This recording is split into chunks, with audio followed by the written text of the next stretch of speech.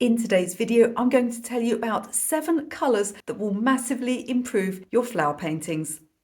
Have you ever tried to paint a really pale yellow flower like this hollyhock that I just picked from my garden, or perhaps a primrose, and found that no matter how much you water down your lemon yellow, it's still too bright? It just doesn't give that really soft, dreamy, pale yellow look. Let me give you a better alternative.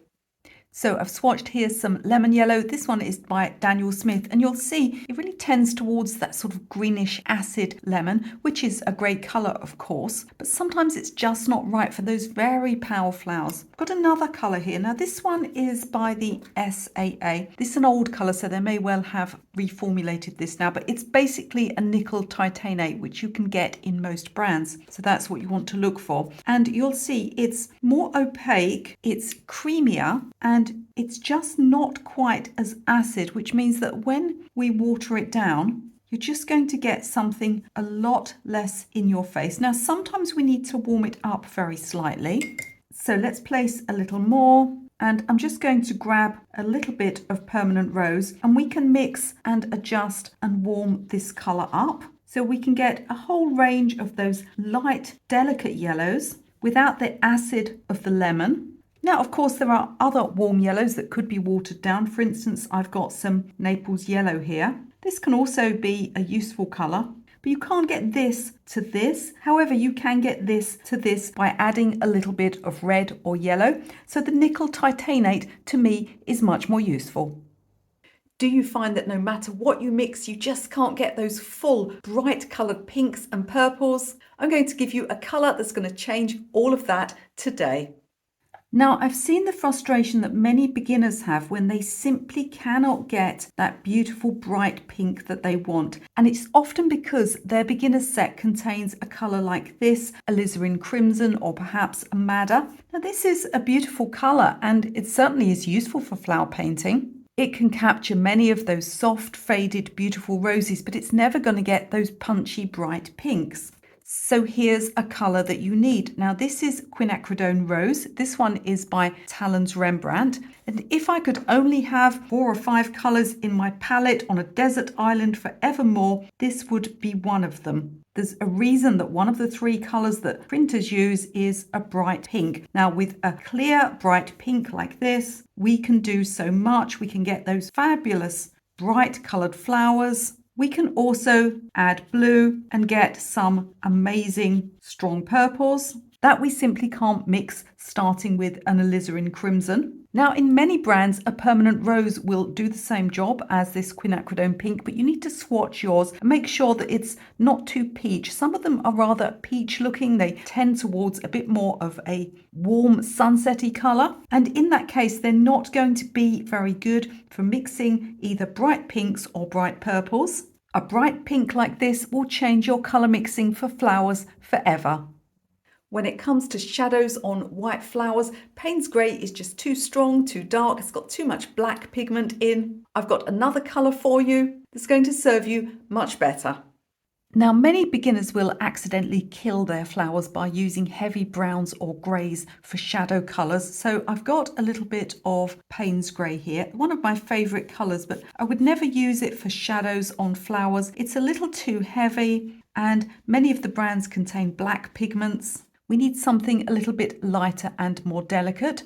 Now you can absolutely mix your own shadow colour, but I have an alternative for you here, and less well known than Payne's Grey is Davy's Grey. Now this one is a Winsor and Newton colour, but most brands have a Davy's Grey, and it's a lot more soft. It's lighter, it's slightly opaque, and it's a little more greenish. So if you have white flowers or yellow flowers and the shadows tend towards soft green colours, then Davy's Grey is just going to be so much nicer, so much less heavy, and it's a lot safer for beginners because see how much more delicate it is. If you're trying to create a shadow on a white flower, it's absolutely one of my favourites. If you don't want your shadows to look too black, but you also don't want them to be particularly greenish, I've got another alternative, and I invented this one myself. 2/3 of you who are watching this video are not subscribed to my channel. Could I just ask you quickly if you would like to subscribe? I've got over 300 free tutorials here. Subscribing is free, as is liking this video, and my channel is fully CAD approved. Now let's stay on the same piece of paper so that we can see the difference. This is a colour that I have formulated myself. So I work in the UK with a company called Jackman's who make handmade watercolours. I've got 3 sets with them. I've got my beginner's set, I've got a flower painting set and a shadow set. Now this colour appears in both the flower painting set and the shadow set. And nowhere in all of those 30 colours are any colours repeated except this one, because it's just so useful and it's so popular and it is my best-selling colour. It's also available individually, so you don't have to buy a full set. And let me swatch it for you. So this colour is a lilac grey. So if you have flowers where you don't want that full-on greenish grey, but you want something a little bit delicate and softer. You see, as we add more water, it's a softly granulating colour, and we get these beautiful lilac greys. Another reason I formulated this to be on the lilac end of the spectrum is that it won't accidentally turn green when it's placed on top of yellow. So let me swatch a little lemon, and then we'll add our shadow colour into it. And we're going to get some very delicate hues, and it's never going to turn bright green. It's just going to give that delicate natural look. Now, of course, there's a hint of green to it because any colour that's grey is majority blue and will turn slightly green, but you're not going to get bright green here. Now, it's not wrong to have bright green shadows. Some flowers have them, but if you're looking for something that's less green and slightly warmer, then this one is called Petal Shadow. I'm going to list all of the colours I've used in the video description so that you can explore them further. If you started with a fairly small set of beginner colours, you may find that you can just never get a really dark green. I'm going to give you one colour today that's going to give you a huge variety of dark greens. Like many people, I started painting with a split primary set. It had a cool and warm version of each of the blues. So I had a cerulean for my cool blue, like this one here, and I had an ultramarine for my warm blue. But the problem with both of those colours is it's quite hard to get really strong, deep greens. You certainly can't get them from cerulean. It's just not dark enough. And it doesn't matter what yellow you mix it with, it's always going to be pale and pretty. It makes some really gorgeous, delicate greens. And ultramarine makes some muted, natural looking greens. But if you're looking for those punchy, strong, dark greens, you're just not going to mix them from those 2 colours. And then I moved on from my split primary set and I added a few more colours. One of the colours I added was this one, Prussian blue. And it's a really strong dark blue. It is slightly muted, and you can literally mix this colour with any yellow and make a dark green. Let's take a little cadmium yellow here. What about some cadmium yellow deep, which is a much warmer colour? And I actually used to get into trouble with this colour because it was almost too good. It was so strong that I would just go far too far into the blue. But nevertheless, you can see that we can produce a whole range of dark greens. I can even use yellow ochre.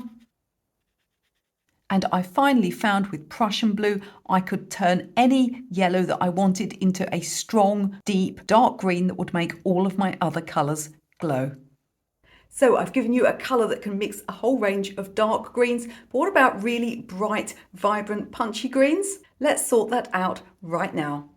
Now, if your problem is getting bright enough greens, you may again be starting with those 2 beginners colours that tend to be in sets, cerulean or ultramarine or even cobalt. All of those colours are granular, and the cobalt and the ultramarine tend towards the purple end of the spectrum, which means they've got a touch of red in, so they're never going to mix a bright green. What you need is a phthalo blue. And just like the pink we looked at, it's very similar to the cyan colour that printers use. And if I could only have one blue in my palette, it would probably be this one because it can be mixed in any direction, can make the brightest purples and greens. Now, if you're buying it specifically to mix bright greens, it's a good idea to get the green shade. So this one is by Jackman's Art Materials. Many of them will have a GS on for a green shade or an RS on for red shade. If you're a beginner, there's very little difference between them. It's just that this one tends more towards the turquoise end of the spectrum. The other one is a little better for making purples.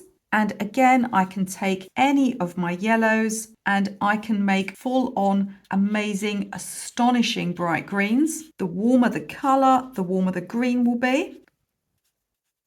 Now you see that this green isn't as bright, and that's because we're using warmer, more granulating colours. So for example, if I use yellow ochre, then the mix is going to take on both the properties of the bright blue, but also the muted granular quality of the yellow ochre. But we can still make some really interesting greens. For the brightest green of all, you can take your lemon yellow and get those really bright cool greens. And you'll notice here that if we take the mix so that it's majority phthalo, you can also get those beautiful aquas and turquoise colours that are fantastic for painting rivers and lakes. Phthalo blue is a colour I wouldn't be without. Now, sometimes you don't want to mix your greens, you want to get something straight off the shelf. I've got a colour here for you. It's literally like liquid sunshine. It's going to give you a range of bright, beautiful greens.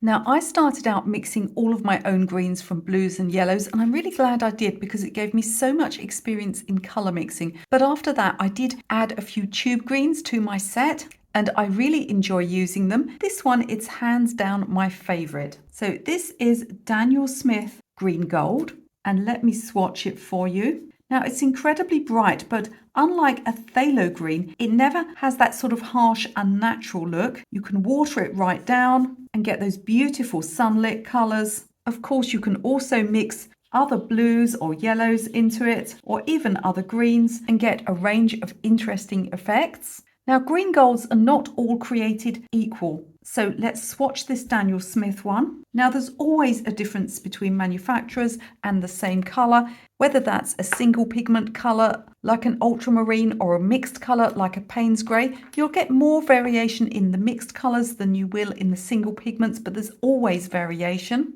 Now let's look at this one here. This is Winsor & Newton. Now I'm not here to say that one colour is better than another. I've also got the Jackmans, and it's very similar actually to this one here. This one, as you see, is more gold, whereas this one is more green. Now they're certainly both beautiful colours, and if I was heading into autumn landscape painting, I think that this greenish yellow one here would be absolutely fabulous for tree colours. But when it comes to painting botanical flowers and leaves, I actually favour this Daniel Smith colour. Do consider adding it to your palette. So I'd love to hear from you in the comments. Do you own any of these colours? Perhaps you have some other colours that you'd like to suggest for people to use for flower painting. And before you leave this video, don't forget to have a look in the video description. There's all sorts of free stuff down there, including free downloadable PDFs and a free watercolour rose course that you can take, as well as information about all of my paid courses that you can take in watercolour painting, drawing and more. And if you enjoyed this video, I think you're going to enjoy this really ingenious watercolour flower painting trick.